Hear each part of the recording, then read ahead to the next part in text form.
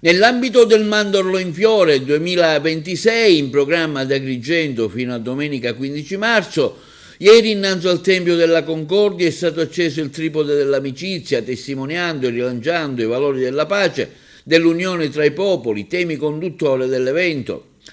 La manifestazione, particolarmente emozionante e suggestiva, ogni anno coinvolge un abbraccio di fraternità, i popoli dei 5 continenti, tra costumi, canti, danze, lungo la via sacra, con le fiaccole in mano, attraversando il decumano.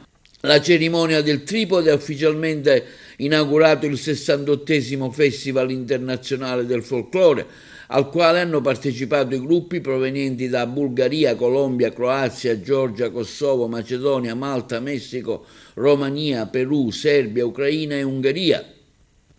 Meraviglioso e originale è stato lo spettacolo dei droni Concordia Mundi che ha illuminato la Valle dei Tempi. Sì, è stato qualcosa di emozionante, a prescindere dal messaggio di pace, di fratellanza, di concordia che è partito qua proprio con l'accensione del tripode, ma lo show dei droni poi finale, dove il messaggio di pace si è amplificato e tutti hanno potuto vederlo, è stato qualcosa di veramente grande. Io spero che questo messaggio riesca a uscire fuori dal nostro territorio, raggiungere il mondo, raggiungere tutti i governanti e veramente gridare pace. A tutti voi che siete venuti.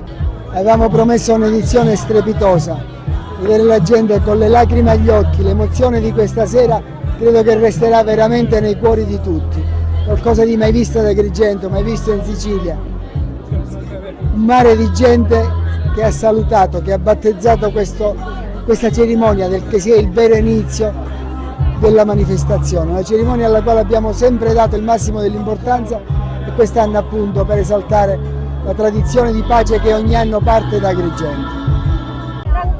Oggi un bell'evento che suggella l'amicizia tra i popoli, ma soprattutto ecco, la presenza dei cittadini di Agrigento, folta, numerosa e significativa.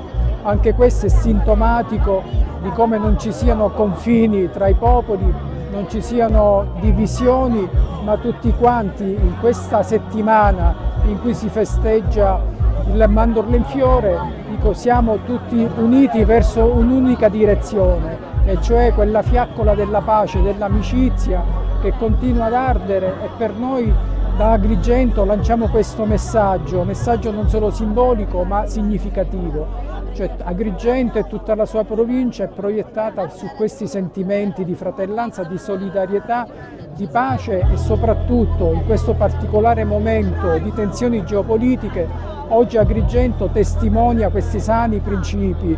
Tutta la cittadinanza, la collettività, insieme ai gruppi provenienti da varie parti del mondo, in un abbraccio virtuale suggellano la pace nel mondo. Mandorlo fiorisce.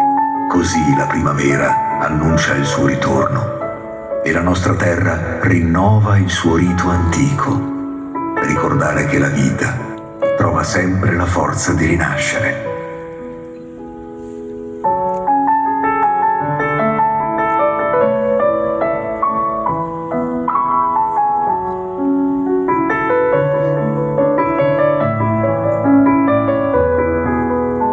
Che cos'è un fiore?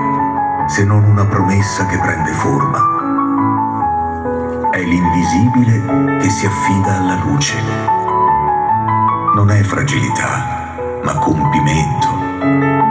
E quando la vita fiorisce, ogni attesa comprende già di essere primavera.